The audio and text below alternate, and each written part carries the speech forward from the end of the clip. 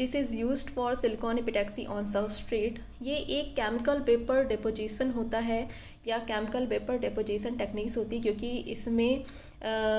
क्योंकि इसमें कंपाउंड्स को केमिकली रिएक्ट कराया जाता है। इसमें हम SI को SiCl4, SiH4 और SiH2Cl2, SiH3Cl और दूसरे कंपाउंड के थ्रू Si को डिपॉजिट करते हैं एक सबस्ट्रेट पर।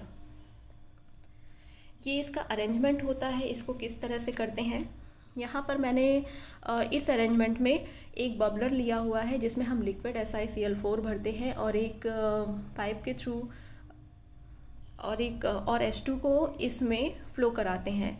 साथ ही साथ कुछ H2 को हम यहाँ पर फर्नेस के माउथ के थ्रू भी फ्लो कराते हैं और ये क्वार्ट्ज ट्यूब के थ्रू इस SiCl4 और H2 के मिक्सचर से मिल जाता है।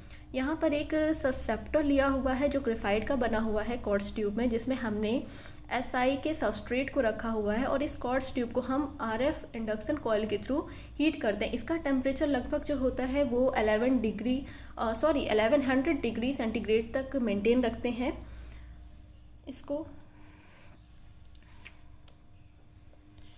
तो सेम वही चीज़ है, इसमें बताया गया है कि जो लिक्विड SiCl4 को हम बबलर में रखते हैं और इस बबलर का जो टेम्परेचर होता है वो हम 0 डिग्री सेंटीग्रेड पर मेंटेन रखते हैं या उसको सेट कर देते हैं।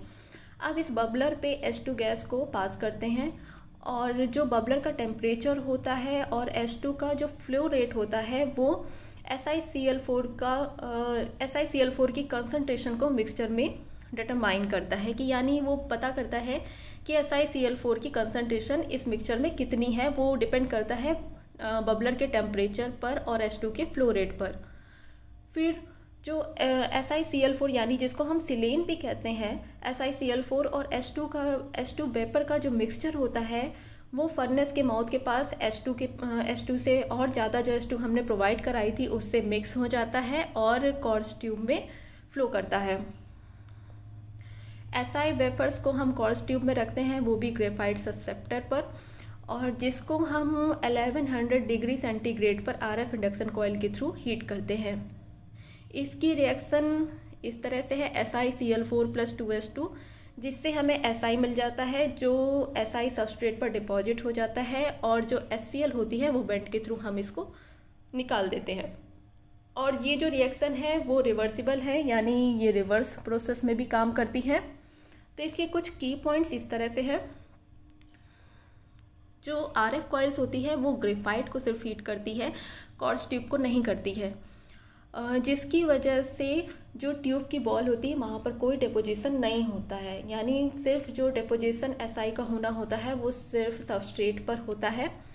और ये रिएक्शन जो होती है वो एक चैम्बर में अकर होती है, यानी एक चैम्बर में होती है, तो इसलिए इस अरेंजमेंट को हम रिएक्टर चैम्बर या सिंपली एक रिएक्टर कहते हैं। और ये एक रिवर्स रिएक्शन है, तो इसको हम इचिंग में भी यूज़ कर सकते हैं, यानी इचिंग का मीन्स होता है रिमूवल प्रोसेस, यानी SI को सबस्ट्रेट से रिमूव करना, तो हम इसको यूज करते हैं रिमूवल प्रोसेस के लिए। और इसमें क्या करते हैं कि इसमें सबस्ट्रेट को क्लीन करने के लिए इसको यूज किया जाता है। जब हम डिपोजिशन स्टार्ट करते हैं उससे पहले हम सबस्ट्रेट को क्लीन करते हैं, तब हम इस रिएक्शन को रिवर्सल वे में यूज करते हैं। तो इसमें क्या करते हैं कि इस इचिंग प्रोसेस के लिए रिएक्टर के थ्रू HCl गैस को पास करते हैं। तो जब हम ग्रोथ प्रोसेस स्टार्ट करते हैं उससे पहले हम HCl फ्लो को स्टॉप कर देते हैं, यानी कि रोक देते हैं, और उसके बाद SiCl4 और H2 के जो मिक्सचर होता है उसको रिएक्टर में फ्लो कराते हैं। सिर्फ इसीलिए इसको वेपर फेस एपिटैक्सी कहते हैं, यानी एक वेपर फेस में यहाँ पर सिलिकॉन